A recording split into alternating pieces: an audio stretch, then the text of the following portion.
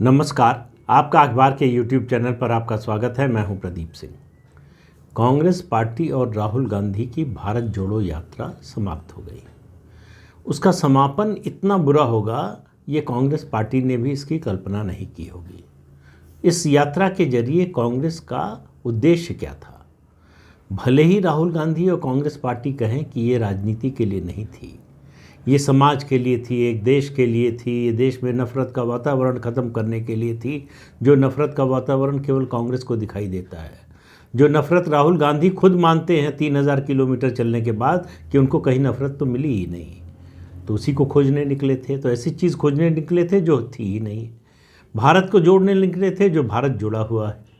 तो सवाल ये है कि हासिल क्या हुआ? हासिल ये हुआ कि जो प्रस्ताव था कांग्रेस पार्टी का, अघोषित प्रस्ताव, by one get one free, एक के साथ एक मुफ्त। अब ये एक क्या था और एक के साथ एक मुफ्त क्या था, उससे पहले ज़रा यात्रा की बात कर लें। जिस तरह से पूरी यात्रा चली उसमें कोई भी गंभीर राजनीतिक दल या कोई क्षेत्रीय दल का नेता शामिल नहीं हुआ। भले ही सबने शुभकामना दी हो, और जो कि शिष्टाचारवश देना ही था। कौन जुड़े नेताओं में? M.K. स्टालिन।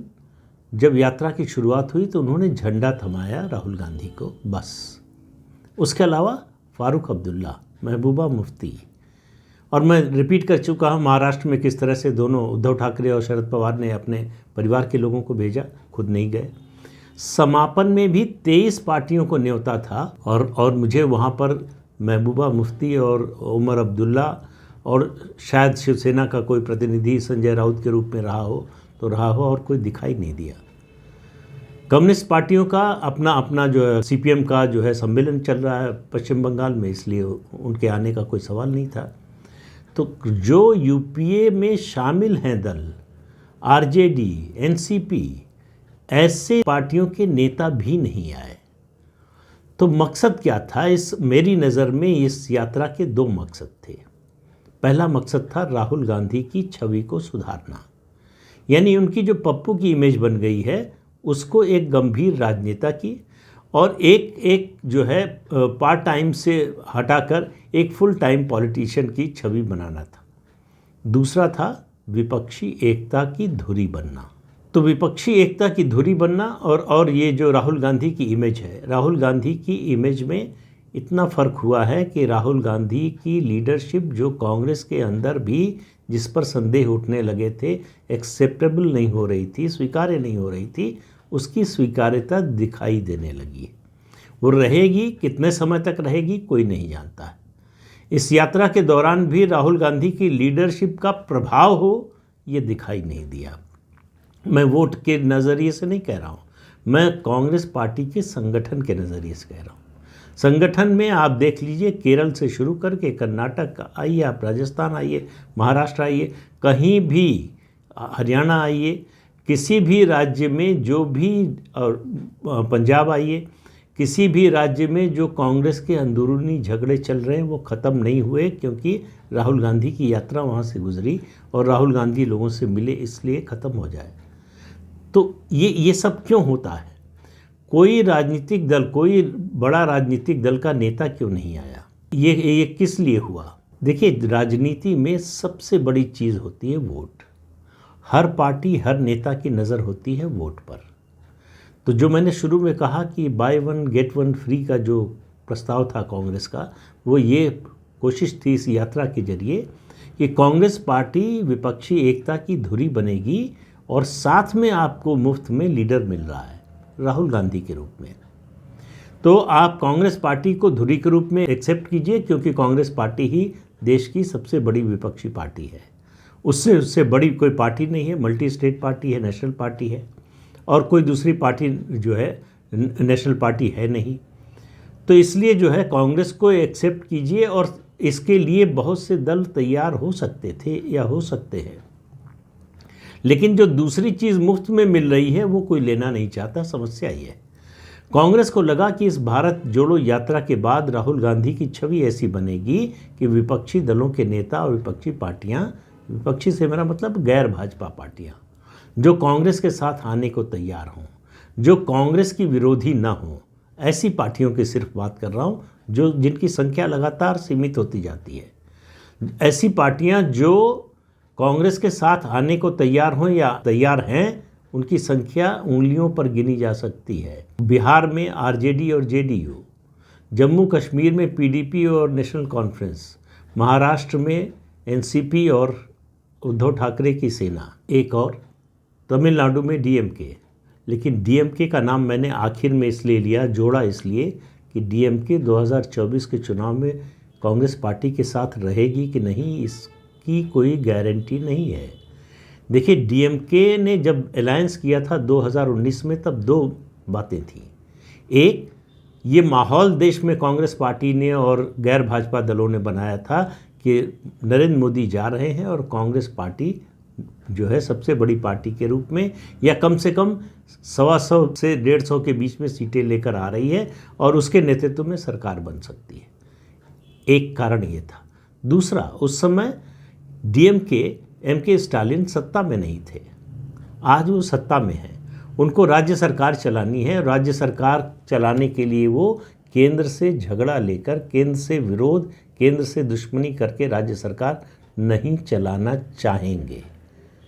कोई भी क्षेत्रीय दल चाहता है कि केंद्र से उसके अच्छे संबंध हो, अगर वो के चंद्रशेखर राव की तरह से मतिभ्रम का शिकार ना हो, अहंकार का शिकार ना हो। तो कुछ समय से ममता बनर्जी भी उसी रास्ते पर थी, अब धीरे धीरे वो पटरी पर आ रही। तो इसलिए जो है 2024 तक ये अलायंस रहेगा कि नहीं, पता नहीं। तो सिर्फ कौन कौन से राज्य होते हैं जहां कांग्रेस गैर भाजपा दलों से अलायंस कर सकती है? वो है महाराष्ट्र, तमिलनाडु, जम्मू कश्मीर, बिहार, और इसके अलावा कोई राज्य दिखाई नहीं देता। 8 ऐसे राज्य हैं जहां भारतीय जनता पार्टी और कांग्रेस का सीधा मुकाबला है। वो राज्य हैं मध्य प्रदेश, छत्तीसगढ़, राजस्थान, गोवा, गुजरात, उत्तराखंड, हिमाचल प्रदेश, असम। ये 8 राज्य हैं जहां बीजेपी और कांग्रेस का सीधा मुकाबला है। यहाँ और कोई पार्टी आए ना आए उसका कोई असर नहीं है, किसी तीसरी पार्टी का कोई असर नहीं, कोई तीसरी पार्टी इस तरह से आए नहीं। छोटी मोटी पार्टियों को छोड़कर, जैसे बदरुद्दीन अजमल की पार्टी है असम में, या इस तरह की पार्टियों को छोड़कर कोई है नहीं। और 10 राज्यों में ऐसे क्षेत्रीय दल हैं जो कांग्रेस के साथ आएंगे नहीं। अब इन राज्यों में हैं Orissa Biju Janata Dal, Paschim Bangal Mamata Banerjee, Kerala left democratic front, Telangana BRS K Chandrashekar Rao की, आंध्र प्रदेश टीडीपी और जगन मोहन रेड्डी वाईआरसीपी उनकी, पंजाब में अकाली दल और पंजाब में आम आदमी पार्टी और दिल्ली में आम आदमी पार्टी और हरियाणा में चौटाला परिवार। इनमें से कोई कांग्रेस के साथ आने वाला नहीं। तो ये जो विपक्षी एकता का तंबू ताना जा रहा है, दरअसल वो अंदर से पूरी तरह से खोखला है। इसमें कुछ है नहीं। ये केवल बातें करने के लिए, राहुल गांधी के नेतृत्व की स्वीकार्यता के लिए इस तरह की बातें की जा रही हैं। और जो दूसरे नेता हैं वो अपनी अपनी जो है राजनीति चमकाने के लिए, चाहे पश्चिम बंगाल से ममता बनर्जी हों जिनकी प्रधानमंत्री बनने की महत्वाकांक्षा है, चाहे दिल्ली के मुख्यमंत्री अरविंद केजरीवाल हों, या तेलंगाना के मुख्यमंत्री के चंद्रशेखर राव हों, या जो गिनती में कहीं नहीं आते लेकिन फिर भी जो है उछल कूद मचा रहे हैं वो नीतीश कुमार बिहार के मुख्यमंत्री। ऐसे लोग हैं जो नीतीश कुमार को छोड़कर इनमें से कोई भी राहुल गांधी का नेतृत्व स्वीकार नहीं कर सकता। अब सवाल यह है कि आप कह सकते हैं कि भाई पहले भी विपक्षी एकता होती रही है, ऐसा तो है नहीं। 77 में हुई, 69 में भी प्रयोग के तौर पर हुई संयुक्त सरकारों के, फिर 77 में हुई, फिर जो है वीपी सिंह के समय 88-89 में हुई। तो अभी क्यों नहीं हो सकती? अगर आप पिछले 75 साल की आज़ादी के बाद से देश की राजनीति पर गौर करें तो जब कांग्रेस का वर्चस्व था उस समय भी देश में ऐसी पार्टियां कई थीं जो मल्टी स्टेट पार्टी थी। जनसंघ, स्वतंत्र पार्टी, समाजवादियों के दोनों धड़े प्रसोपा और संसोपा, भारतीय क्रांति दल, फिर लोक दल, चौधरी चरण सिंह की पार्टी, वामपंथी दल और कांग्रेस संगठन, कांग्रेस के 1969 में विभाजन के बाद बना। इन सब पार्टियों का एक प्रदेश से ज़्यादा प्रदेशों में प्रभाव था, कम हो ज़्यादा हो, लेकिन प्रभाव था, इनका संगठन था, इनके विधायक, इनके सांसद चुनकर आते थे, चाहे एक दो ही आते रहे हों। लेकिन इस समय आम आदमी पार्टी को छोड़कर कोई ऐसी पार्टी नहीं है कांग्रेस के अलावा जो मल्टी स्टेट पार्टी कही जा सके। तो मल्टी स्टेट पार्टी नहीं होने का क्या नुकसान है? वो ये कि कोई पार्टी इस स्थिति में नहीं है कि दूसरे को फ़ायदा पहुंचा सके। जो मैं बार बार कहता हूं बात कि भाई ममता बनर्जी तमिलनाडु में कौन सा वोट दिलाएंगे, या एम.के. स्टालिन बिहार में कौन सा वोट दिलाएंगे, या नीतीश कुमार जाकर आंध्र प्रदेश में कौन सा वोट दिलाएंगे, या के.सी.आर. आकर जो है उड़ीसा में कौन सा वोट दिलाएंगे। इसलिए इस विपक्षी एकता को कोई मतलब नहीं है। दूसरा, नॉर्थ ईस्ट में असम को छोड़ दें तो बाकी जो 8 राज्य हैं उनमें कांग्रेस लगभग लापता है। तो इसलिए वहाँ बीजेपी और कांग्रेस की लड़ाई है ही नहीं। बीजेपी कांग्रेस की लड़ाई 11 या 12 राज्यों में है सिर्फ। 8 राज्य जहाँ सीधे सीधे लड़ाई है दोनों की, और उसके अलावा 2-3 राज्य हैं जहाँ गठबंधन में है पार्टी, जैसे झारखंड है या महाराष्ट्र है, ऐसे राज्य हैं। तो कुल मिलाकर अगर ये सोच है, देखिए विपक्ष जो है मतलब गैर भाजपा दल इस समय जो हैं वो उसी माइंडसेट में है गैर कांग्रेसवाद की राजनीति के। वो गैर कांग्रेसवाद की राजनीति आज की तारीख में, आज के वातावरण में बिल्कुल अप्रासंगिक है, इररिलेवेंट है, उसका कोई अर्थ नहीं है, उसका कोई मतलब नहीं है आज की तारीख में। क्यों? क्योंकि बीजेपी के खिलाफ कोई और मल्टी स्टेट पार्टी कांग्रेस के अलावा नहीं है। यही कारण है।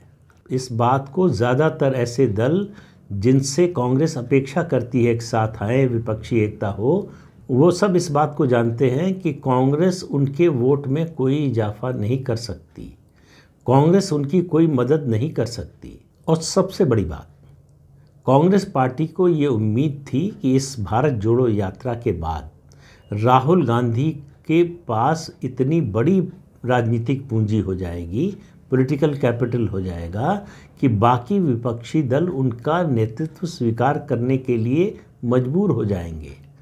लेकिन कांग्रेस भले ही इस गलतफहमी में रही हो, बाकी दलों को कोई गलतफहमी नहीं थी, इसलिए शुरू से ही जो है कांग्रेस की इस पदयात्रा से अलग रहे। और आखिर में तो और भी बुरा हाल हुआ कांग्रेस पार्टी का कि उन पार्टियों का साथ रहा पीडीपी और नेशनल कॉन्फ्रेंस, जो उसी लाल चौक पर खड़े होकर बयान देते थे कि अगर अनुच्छेद 370 हटाया तो भारत का झंडा उठाने वाला कोई नहीं रहेगा, कि अगर अनुच्छेद 370 हटाया तो खून की नदियां बह जाएंगी। वो तिरंगे के नीचे खड़े थे। ये भारतीय जनता पार्टी की जीत का इससे बड़ा प्रमाण क्या होगा? जिस लाल चौक को रिजेक्ट कर दिया था कांग्रेस पार्टी ने यात्रा के बीच में कि लाल चौक, श्रीनगर का लाल चौक भारतीय जनता पार्टी और आरएसएस की राजनीति का प्रतीक है, सिंबल है, उसी लाल चौक पर राहुल गांधी ने झंडा फहराया। तो ये जिस आरएसएस और बीजेपी से लड़ते हुए वो तमिलनाडु से चले थे, कन्याकुमारी से श्रीनगर आते आते उसी के सिंबल, उसी के प्रतीक को एक तरह से अपना लिया, उसको एक तरह से एंडोर्स किया। तो इससे बड़ी हार कांग्रेस पार्टी की और क्या हो सकती है? इससे बड़ी कांग्रेस की जो वैकल्पिक विचारधारा की बात हो रही है उसकी हार और क्या हो सकती है कि जिसके विरोध में आप चले थे आखिर में आकर उसी के समर्थन में खड़े हो गए।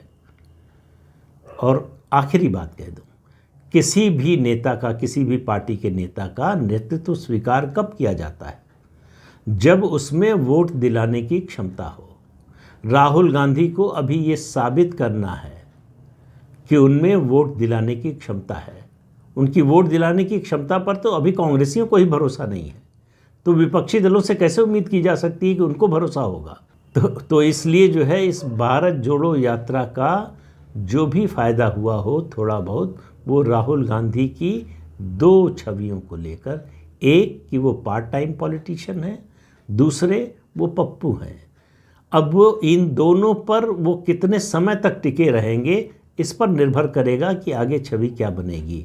ये छवि स्थायी हो जाएगी जो नई बनी है, या फिर पुरानी छवि पर लौट जाएंगे। तो इस अंक में इतना ही। अगले अंक में फिर मिलेंगे किसी नए मुद्दे के साथ। तब तक के लिए अनुमति दीजिए। आपसे अनुरोध है कि ये चैनल देखिए, शेयर कीजिए, लाइक कीजिए और सब्सक्राइब जरूर कीजिए। नमस्कार।